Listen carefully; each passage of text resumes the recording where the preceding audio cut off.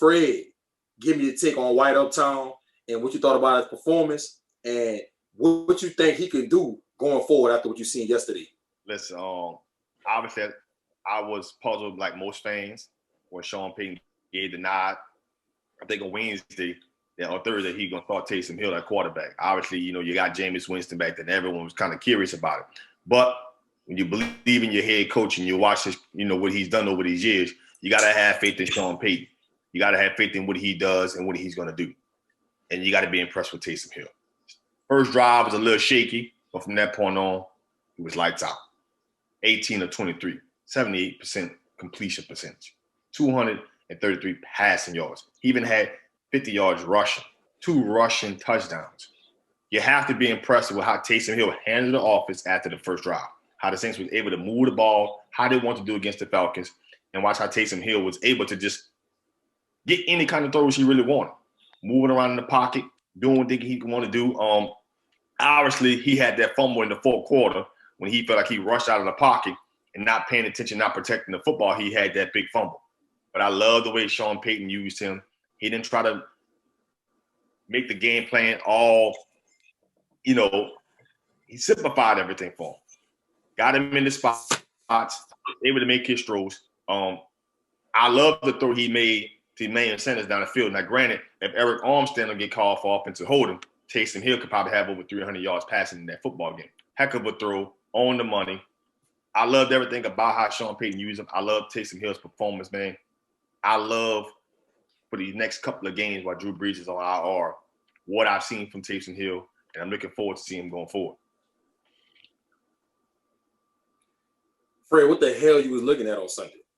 Taysom Hill? Because I wasn't impressed like that. I think this is more about Sean Payton than it is about White Uptown. What? Don't get me wrong. I thought White Uptown came in and had a decent game. I think he came in and was able to make a couple plays here and there. But if you think this is the answer for the Saints going forward, if we trying to hold up the Lombardi Trophy, huh? For the next 2 games, Drew Brees coming back Drew Brees is on IR for 3 games. So after these next 2 games, yeah. Right, but Sean Payton has came out and said that the reason why he started Taysom Hill over Jameis Winston because he felt like this is the future of the Saints. Taysom Hill, a.k.a. White Uptown. And all I'm saying is, from what I seen on Sunday, I don't think this is no indication of a player that we can depend on to try to win as a Super Bowl going forward this year or the year after. So I can't say this year. You're throwing them out there very early this year. You're trying to see what you got. Now, I understand this. When you pay a guy a 2-year, $16 million contract, $8 million a year, when Drew Brees got injured, you have to see what you have. They have a blueprint against the Falcons. They're already familiar with their team. You're already familiar with what they're going to do. You're already familiar with their personnel. So, was it a 300-yard, 4-touchdown passing game? No, it wasn't. It was his first career start as a pro football quarterback. You got to be impressed with what you saw. Now, going forward, will there be some struggles with Taysom Hill? If Taysom Hill continues to become the starting quarterback, maybe after next season when Drew Brees retires, yeah, there's going to be some growing pains. But for what I saw in that game, when you gave him the opportunity to have all the reps and have all the snaps, you got to be impressed with what you see. Now, going forward, are there going to be some growing pains? Yeah. Are he going to miss some throws? Yes. Or there's some weaknesses to Taysom Hill's game at quarterback? Absolutely. But you got to account for the fact of what he can do. You got to account for the fact that when he can get out of the pocket, he can make some runs, he can do what he needs to do. His accuracy is going to be a question going forward. But as far as against the Falcons, he had a good game. Got to be first of all, the Falcons is at the bottom half of the league in pass defense. That's number one. Number two, once people get film on Taysom Hill, that's gonna be a wrap for all that this playground football that he's playing. All right. And you talking about you was impressed with the pass he threw down the field of Emmanuel Sanders. I don't know what game you was looking at, but that looked like a goddamn punt. That looked like a goddamn punt. I could have ran off Bourbon Street, ran all the way to the dome, and goddamn be able to catch that pass. That's how long it hung in the air. Listen, Taysom Hill came in and did his job. Look, he's a Swiss Army knife. I love him for our team because he does so many different things. But let's not get excited. We played against the Falcons, and the Falcons is not very good on defense, as you can see. Secondly, when you don't have film on somebody, particularly in the NFL, teams really don't know how to game plan for you. I guarantee you, if Taysom Hill's a starting quarterback 3 weeks down the line, we get ready to play the Kansas City Chiefs. He's gonna struggle. He's gonna struggle. I can promise you, he's gonna struggle. I like I said, I think we need to give more credit to Sean Payton than we do to White Uptown. Sean Payton did a great job of designing, getting play action involved in this game and getting good chunk plays. Michael Thomas had a good game, had over 100 yards receiving and 9 catches. And like I said last week, when I said what was going to be the key to us winning this game, when I thought Jameis Winston was going to be the starting quarterback, we ran the ball. 38 rushes for 168 yards, 4.7 yards a carry between Taysom Hill, Alvin Kamara, and Latavius Murray. I thought that was a big part in the game. And what else I said? Rely on your defense. Our defense had 8 sacks. We came away with an interception. We held Matt Ryan to 200. We came away with 2 interceptions, and we held Matt Ryan to 230 yards passing. So I thought that was the the keys in the game until why we won. Let's not give White Uptown too much credit here. Let's not be a prisoner of the moment. Yes, I thought he came in and did a serviceable job. But if y'all think this is the answer for the Saints going forward long term, or even the next few weeks when we get ready to play against the Kansas City Chiefs, you're sadly mistaken. Well, Kansas City is definitely a few weeks down the road. Obviously, Drew Brees is on IR. We're talking about maybe Taysom Hill playing against the Broncos, maybe against the Atlanta Falcons again. And after that, Drew Brees probably should be eligible to play. I highly doubt Drew Brees is going to be back by that Kansas City Chiefs. They say this man got 11 cracked ribs. I mean, at 40-something years old, I just don't see him returning that quickly. And if he does return that quickly, I think it's a mistake by the Saints if we're trying to go into the playoff healthy. It just don't make any sense to rush him back that early. It depends on what the diagnosis, what the medical staff think, and obviously what Sean Payton thinks at that point in time. Obviously, we know this is Drew Brees' job when he comes back healthy. There's nothing Taysom Hill is going to do in these next few weeks for this season.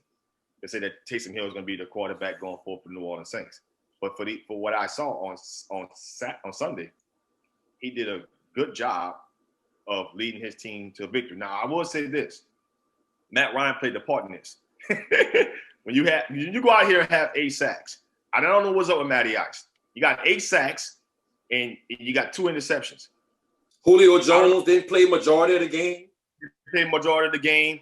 Calvin really only had a few catches. He had 90 yards. We only had maybe like 2, 3, 4 plays. To me, it was just a dysfunctional Atlanta Falcons offense. Not taking credit away from my Saints D-line because we played lights out. Cam Jordan came alive. I know we talk a lot about Cam Jordan, but see this other kid on the other side, Trey Hendrickson, who has 9.5 sacks this year, is having a breakout year in the contract.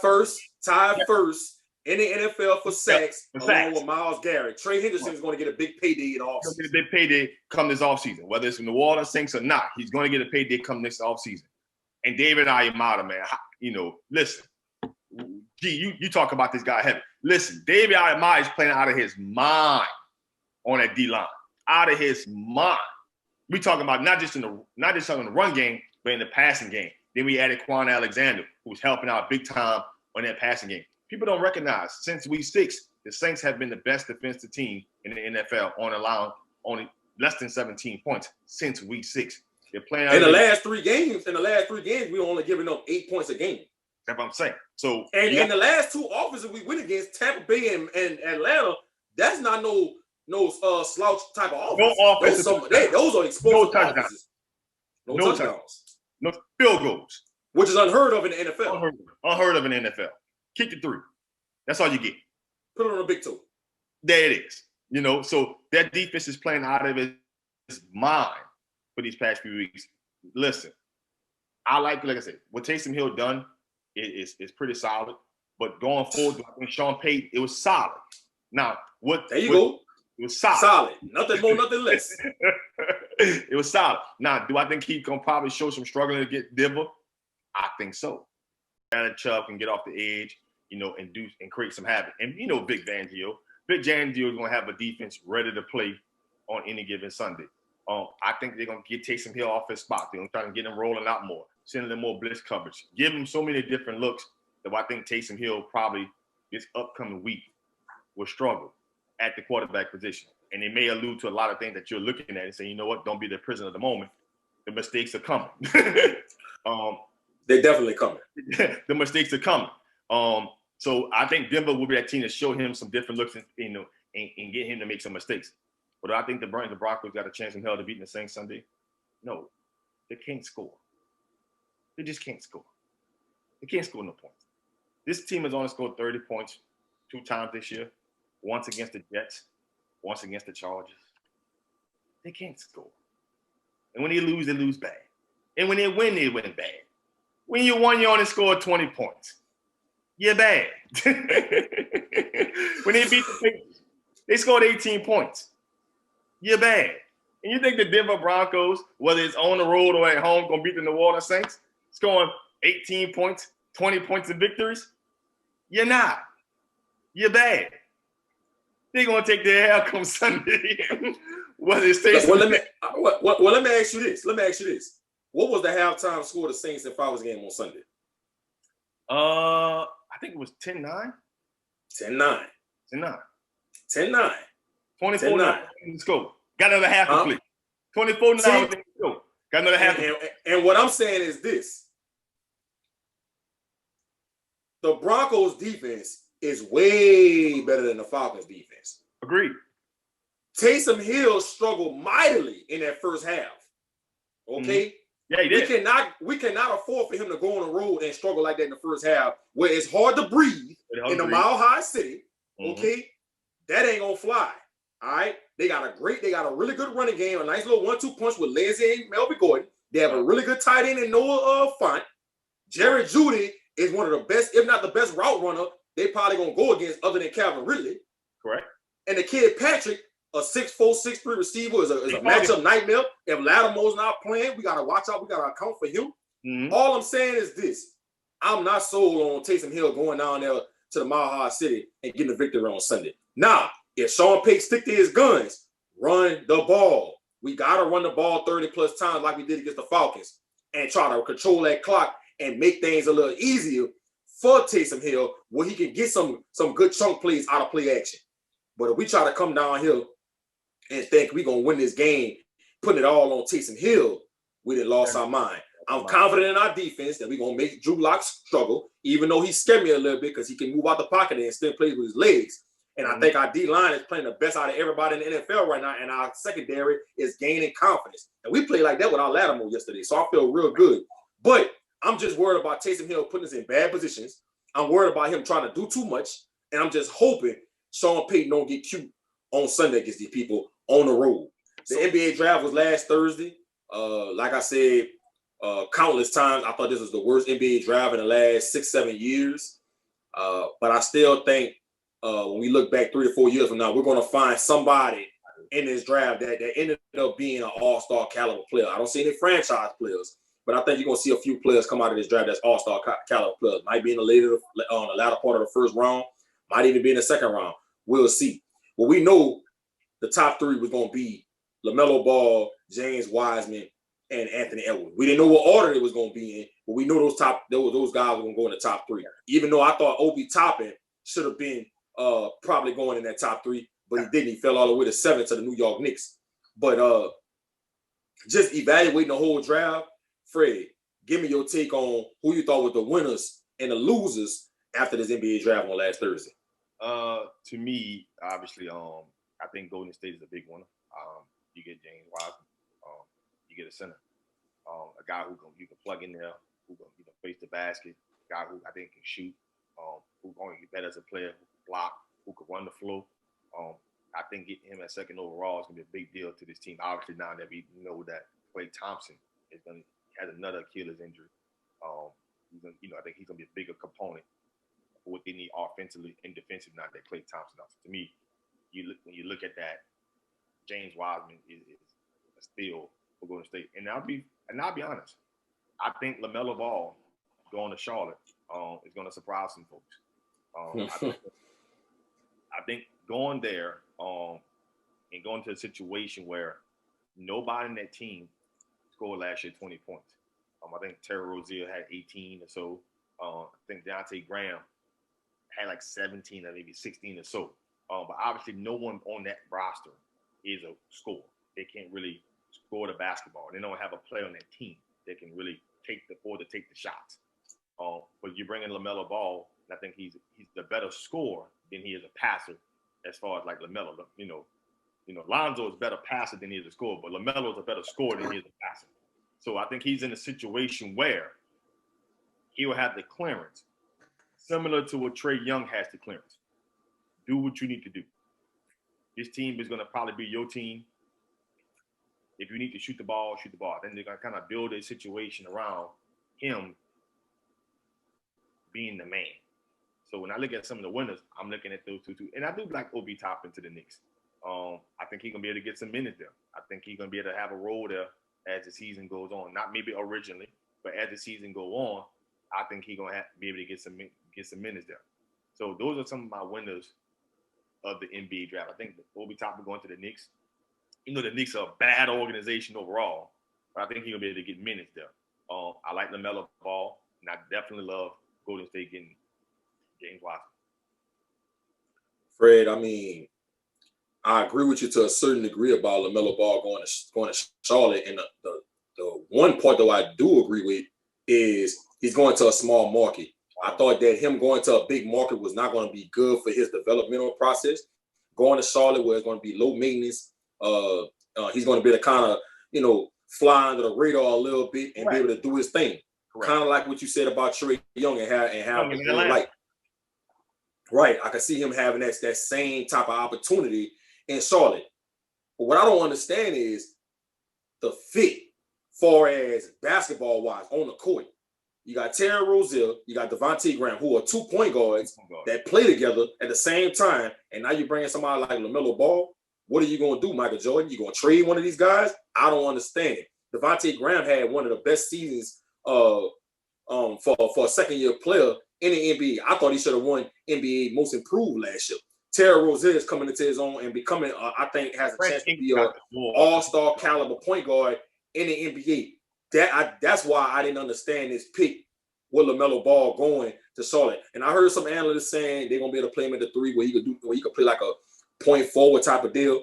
I don't see it because guess what? Terry Rozier needs the ball in his hand. LaMelo Ball needs the ball in his hand. I just don't see that working as far as a basketball fit. As far as the market he's going in and the situation he's going in, as far as not being able, having to be held to that high standard like he would have did if he would have had to go to New York or LA or something like that, one of these big markets. Charlotte is a great market for this guy to be able to develop in. But basketball wise on the court, I just don't see where it makes sense at. So I'm kind of torn about that LaMelo Ball situation down there in Charlotte. I don't have that many winners from this NBA draft. I really don't. I'm gonna go with my first loser, Chicago Bulls. What the hell are y'all doing? What's going on in Chicago? I mean, what's going on? You picked Patrick Williams 4th in the draft. I looked at about 8 mock drafts. I didn't see not one with him being in the lottery. And you picked this guy number 4. Not only did you pick him, none in the top 10.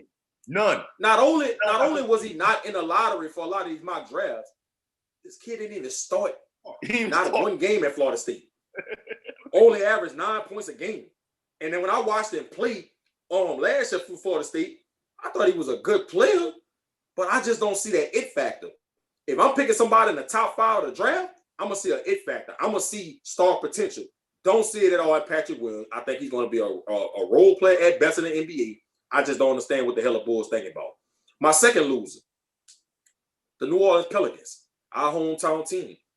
You go pick Kira Lewis from Alabama with the 13th pick. Why? You got Lonzo Ball as your starting point guard. You traded for Eric Bledsoe. All right. You already got Nickeil Alexander. That's 4 point guards on the roster. What are you doing? Doesn't make sense to me. When you could have picked RJ Hampton at that 13th spot to go along with Brandon Ingram coming off the bench to give Brandon Ingram some minutes or sometimes playing them together. Now you got a 4th point guard in the mix with Kira Lewis from Alabama, who I think is a good player. I just don't see where he's going to fit in New Orleans. Lonzo Ball, Eric Bledsoe, what does he fit at? Nickeil Alexander looking like he could be a really good rotational player in the NBA. So I just don't understand what David Griffin was doing with this pick. I mean, I don't know if they had plans on, I know they just traded for Eric Bledsoe. I don't know if they had plans on trading him or trading Nickeil Alexander. I don't know what they're doing. But if they're going to go into the NBA season with these 4 point guards on the roster, just don't understand. So I thought the Pelicans was a loser. Definitely should have went got RJ Hampton at that 13th pick. My next loser, the Phoenix Suns. All right. What the hell? You picked Jalen Smith from Maryland, the center, at the 10th pick? What are you doing? You got DeAndre Ayton, your franchise player. You go pick another footer? Or what? Didn't understand it. Why not go get you a wing to go along with Devin Booker and Chris Paul? But you ain't got a center. Somebody that's going to be a backup behind DeAndre Ayton. Didn't make any sense. And not only that, I thought Jalen Smith wasn't even a lottery pick type of player. I just don't understand what the hell the Suns thinking about. But to a lot of credit, like we mentioned this last week, G, this is a bad draft. It's a bad draft. Bad draft. And a team has to select somebody. We reach one of these drafts where guys. But the thing about it is not the fact that even though I didn't think Jalen Smith belonged in the lottery, but why did you go pick a center? Right. At the 10th pick? Why not go get another wing to go along with Booker and Chris Paul? You already got DeAndre Ayton. You good at that spot. So why would you go pick a center? That's what I'm more so saying versus saying why did they pick Jalen Smith? You traded Kelly Oubre to the Warriors, so you lose a wing. It just don't make any sense to me. Make it make sense. It's this NBA draft, like we mentioned. I think I'm very much comparing it to the 2013 draft. Where Anthony Bennett went first overall. It was a bad draft. Now, granted, in hindsight, if I'm correct, Giannis Antetokounmpo was in that draft, and Milwaukee took him like someone right outside of the lottery. And obviously, he's become a superstar in this league. We're talking about a 2-time MVP, but that had to be no one seen Giannis Antetokounmpo become what he's able to become out of that draft. So yes, in hindsight, when we start looking at this draft in 2028, there could be a player that became a all-star or possibly a franchise guy. But as of right now, there's just going to be a lot of bad selections, and you got that right after the 3rd pick. Right, starting with the Bulls, which is like, what are we doing here? it became unbearable to watch. It became because you started as a fan, you start saying to yourself, who are these kids and what did they do? And you're like, it became bad to watch. I'm talking about like an 8th overall. Right after the Knicks pick Obi Toppin, it got bad again. Which is like, what are we watching here? What are these kids? All these kids need to go back to school for another year. So I'm trying to give some merit to some of these teams because at the end of the day, they had to select somebody. Somebody had to get picked. But I'm with you on the Phoenix Suns. Another center, what are you doing? Just go find a wing. And had they made the right selection right there, like when got another wing, like a RJ Hampton or somebody that 10th pick, to go with Devin Booker, Chris Paul, and DeAndre Ayton, man, the Suns would have been probably a top 5, top 6 team in the West. You know what I'm saying? So I just didn't understand it. My only winner, I only had 2 winners in this draft. I went with the Minnesota Timberwolves with Anthony Edwards at number 1 overall. I thought that was a good selection for them. You got D'Angelo Russell at the 1. You got Culliver, and now you got Anthony Edwards to go with Cat at center. Right. That's a nice little young nucleus you got over there in Minnesota. Now, I have my reservations about will Anthony Edwards turn out to be a franchise player. I understand why you picked him number 1 because far as upside, I thought he had the most upside out of everybody in the draft. Now, a lot of people say it with LaMelo Ball, but I think it's Anthony Edwards. Anthony, if it went between LaMelo Ball and Anthony Edwards, I think Anthony Edwards had more upside. Right. But he has a Joe Johnson-like game to me. To me, that's the kind of guy that I see when I see Anthony. Victor Oladipo. Victor Oladipo. Yeah. Now he like to get his jumper. Now, and Oladipo couldn't shoot coming out of college either, but he got his jumper a lot better since he's been in the league. And I think Anthony Edwards could possibly do the same. But I just like the far as adding that piece to what you already had. Like I say, D'Angelo Russell, Jared Culliver last year, they drafted from Texas Tech, Cat. So I just think that's a good little nucleus. They're gonna be extremely young. So it's gonna be interesting to see how it all pan out. And then, like I say, my other one is Obi Toppin to the Knicks. I thought that the Warriors would have been a better situation for him because he wouldn't have had to go in and be the man. But now you're going to the Knicks, who was really bad. They're going to be asking you to come in and give them a whole lot of highlight reels in the Garden. Who would you say is your winners and losers of free agency thus far? First and foremost, let's give it up to Rich Paul. Rich Paul winning. His agent's winning. Definitely. The Lakers won. I'm gonna call it the Rich Paul Lakers. Resign with the Lakers. we're gonna just call the Rich Paul Lakers. Obviously getting Dennis Schroeder over there was a big deal. Obviously they just got Marc Gasol, obviously because JaVale McGee and obviously Dwight Howard's no longer the team. Getting Wesley Matthews down there, obviously replacing him with Danny Green role. Get Montrezl Harrell. Big. When you can get a Montrezl Harrell, you can get a Dennis Schroeder, you got a Wesley Matthews, and they got them all less than what they got Rondo. They're cheaper. They come cheaper than Rondo, Danny Green, and they signed KCP back too. Yeah, Kateris Pope back. You got Markieff Morris coming back. The Lakers are winners. Golden State, obviously you have the Achilles injury to Klay Thompson, but when you get Kelly Oubre in there, who can still shoot, who can, he's not Klay Thompson by any means, but to me, he's a great basketball player. Get him in there. He's only going to be on the contract for $14.5 million. It's his last year there. He can come there and try to help out as much as he can. But I don't see Golden State being a contender without Klay Thompson. But I do think he can fit in this situation, fit in this system? Absolutely. So I consider Golden State a winner. And also they got a Ken Bazemore too, which he's not the same player he used to be in Atlanta, but he goes in this situation and he looks pretty solid. So those are my main two winners of this NBA free agency. I got Golden State and obviously the Lakers just winning big time. Rich Paul style. My winners, I'm gonna start off with the winners for me too. I gotta go with the Phoenix Suns. Even though I didn't agree with the draft pick of picking the kid, Jalen Smith out of Maryland, a center, to be a backup to DeAndre Ayton, I love what they did in free agency. You traded for Chris Paul. You'll get you one of the best facilitators of all time. You went got Etuan Moore, who's going to be a fantastic bench player, and I thought he was very unappreciated when he played with the Pelicans.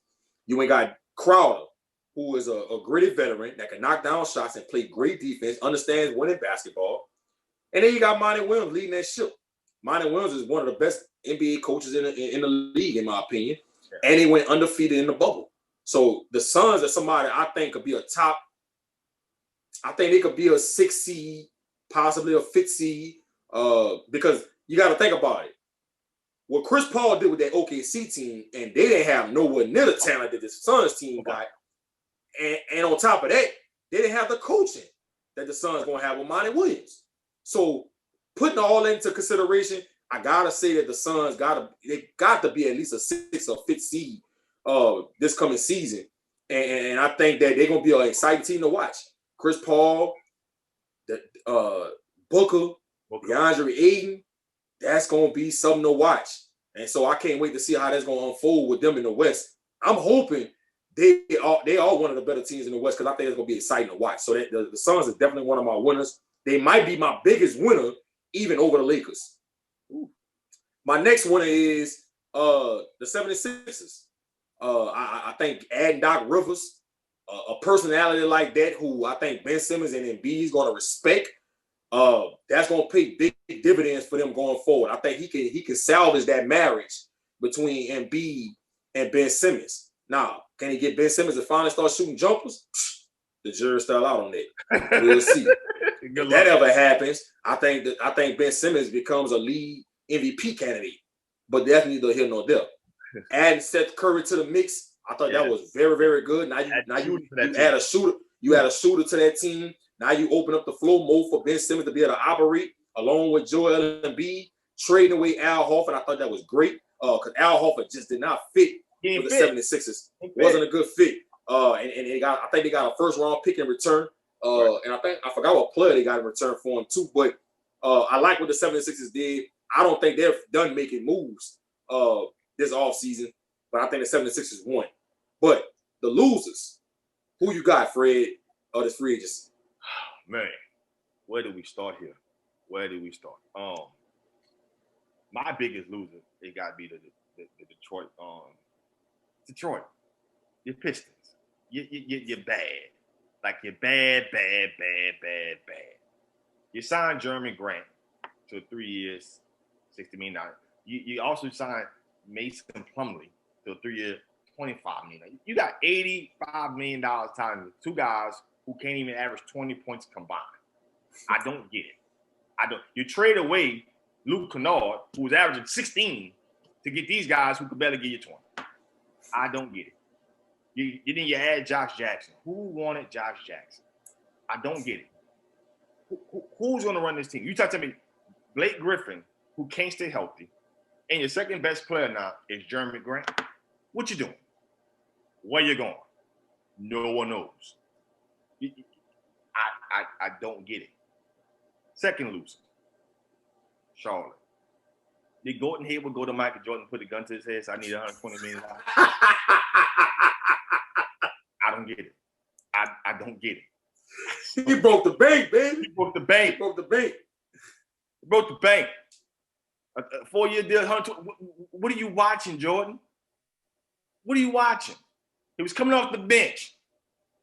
Averaged about 11 points. I'm going to come over here and you got to be 30 to me. What?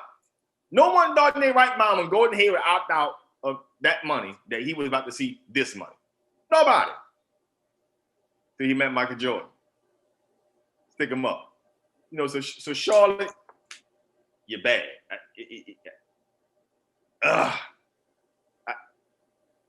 Another loser. I just don't know for the life of me. I'm just trying to figure out what teams are going. I know Sam Presti down there in OKC he's done a lot of things. But what you doing in OKC? You got all these picks, you moving all these. They got more transactions than I could recall. These people got about 50 transactions in 2 weeks. Sam Presti, what you doing? I don't get it. What's going on here? What's all the moving and shaking going on out there? I just don't know. There's a lot of losers, G. A lot of losers. There's just a lot of losers. I'm gonna just leave it at Charlotte and Detroit. OKC, you're bad. All these I don't get it. But there's a lot of losers. A lot of losers. Whew. I'm so goddamn frustrated with my goddamn Rockets. What you doing? Daryl Morey then jumped ship to go to the 76ers and left my franchise in disarray. We are in a bad place right now. You traded away Robert Covington, who I think is one of the better glue guys in the NBA, can knock down shots, could guard multiple positions. Just a tough guy that you want on your roster. And he played really good in the bubble. Right. You trade him away for a pick. Where you go? You signed DeMarcus Cousins today. So now I always harp on us being able to play winning basketball in Houston. We already got two guys that don't even know how to do that in James Harden and Russell Westbrook. Yeah, and now you add DeMarcus Cousins to the fold. What are we doing? I mean, the names on paper is going to look good. If you're playing NBA 2K, yeah. I'm going to play with the Rockets. But if you're trying to win ball games and trying to have an opportunity to compete for NBA Finals, this roster is not it at all. Ain't going there. What are we waiting on to get rid of James Harden and Russell Westbrook? I have no idea. I think Westbrook is going to be harder to trade than Harden. But I think you gotta just break it all up. Just break it all up. I don't understand the direction that the Rockets are going into. I heard him come out and say that Fertitta said that he's going to start the season with Harden and Westbrook on the roster and see how it plays out. What are you doing? You're asking for turmoil throughout the season. It's not going to work. I don't care what Russell Westbrook and James Harden say. They want to move on from each other. Correct. So we're just in a bad place right now. I think the Rockets is going to be, of course they're going to sell tickets. That's if they let fans into the building during the season. And they're going to get a lot of primetime NBA games on national television. But as far as having an opportunity to be one of the elite teams in the NBA and have a chance to go to the NBA Finals, it ain't going to happen. Well, now with that roster you got assembled right now, then you let Austin Rivers walk, who I thought was one of the better role players coming off the bench. I think he averaged like 12 or 13 off the bench. Austin Rivers had one of his better seasons. You let him walk. And so I just don't understand the direction the Rockets are going in. Hopefully, they be able to salvage this season by getting rid of James Harden and Russell Westbrook, get some young players and then some picks, and then we could possibly move on from this shit show that we've been seeing over the last 2+ seasons. So let me ask you this before we wrap this up. Who would you like to see Giannis go to if it doesn't work out this year with Milwaukee? Who would you like to see him go to next season? And what team you think will be the best fit for him to be able to have an opportunity to win an NBA title? I think the Miami Heat. With Eric Spoelstra and with Jimmy Butler having they got shooting. Tyler Hero, that kid, Duncan Robinson. They re-signed Golden Dragic. They're just really missing a guy who can really play. I like their center, but he's not Giannis. If Giannis was on that team, because of the amount of shooting that they do have around him, he doesn't have to become anything more than what he is. In Milwaukee, he got to become a better shooter. He got to become all these different things. What the Miami Heat is missing to take them to the next step to be that competitive thing, season in and season out for the NBA Finals, is a player like Giannis. Because they got guys there. Eric Spoelstra coached LeBron James before season. He's the guy who can coach superstar talent because he's had that in Dwayne Wade, LeBron James, Chris Bosh. That's the team I can see where he can fit in and say, okay, listen, I've coached this kind of play before. We've been here before. I kind of know what needs to get done. So Miami is the team for me. I'm torn between two teams that I would like to see Giannis go to have an opportunity to win an NBA championship. But I think if he went to one of these two teams, they probably would be the favorite to win a title. One of them is the Portland Trail Blazers. All right. If you dump that roster and make it all work money-wise and keep CJ McCollum and Dame Lillard on that roster and add Giannis to the mix, I think this team is clear-cut favorites to be to win the NBA championship if that happens. If he ends up signing somewhere like that after this coming season. And then you'll have a whole bunch of guys trying to sign for the league minimum, and I think they can make it work. So I think that the Portland Trail Blazers will be an excellent fit. You got shooters around you with McCollum and Dame Lillard who could shoot it from the parking lot. And Giannis could operate how he really wants to and be able to be that great two-way player that we know he could be. And I think Portland will be a tough team for anybody to beat in a 7-game series if that was to happen. The second team I would say will be the Dallas Mavericks. With Luka, Porzingis, and you put Giannis in the mix with that will be a tough out for anybody to go against.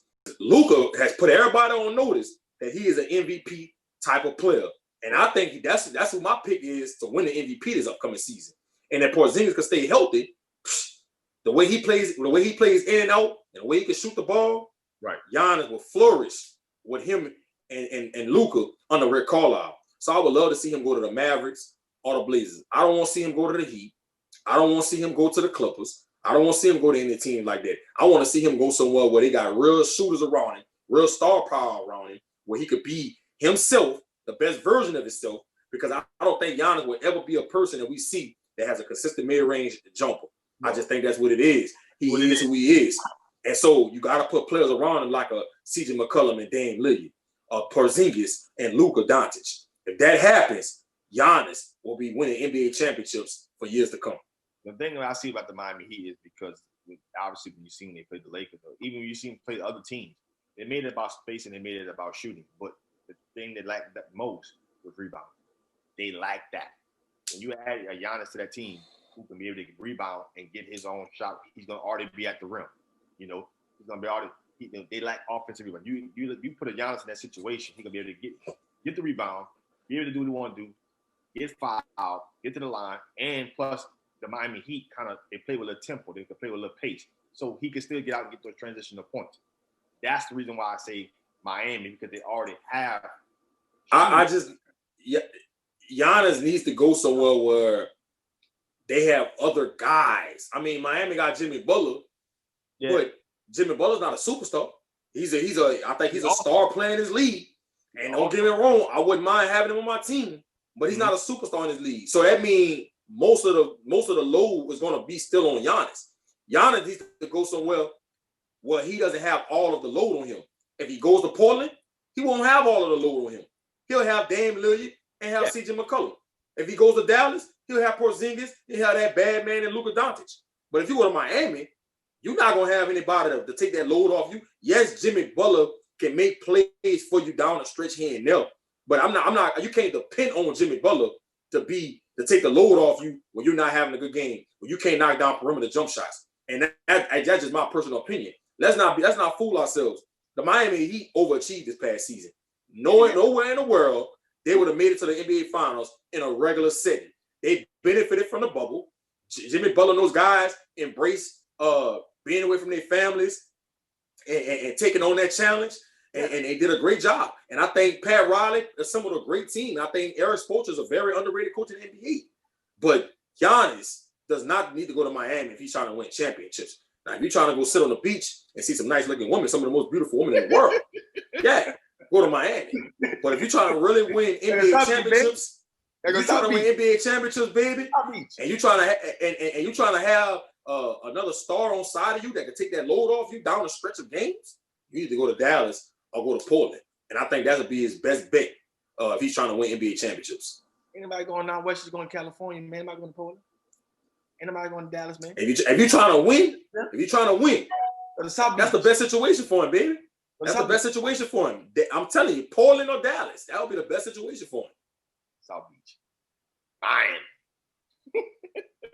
Won't translate to NBA championships, I promise. It's in the East, baby. They get to the finals. They only got one team in the world. Boston. One team. You get past Boston, you're there. No. Congrats to Jason Tatum for getting that. Doc Rivers might have something to say about that down there in Philly now.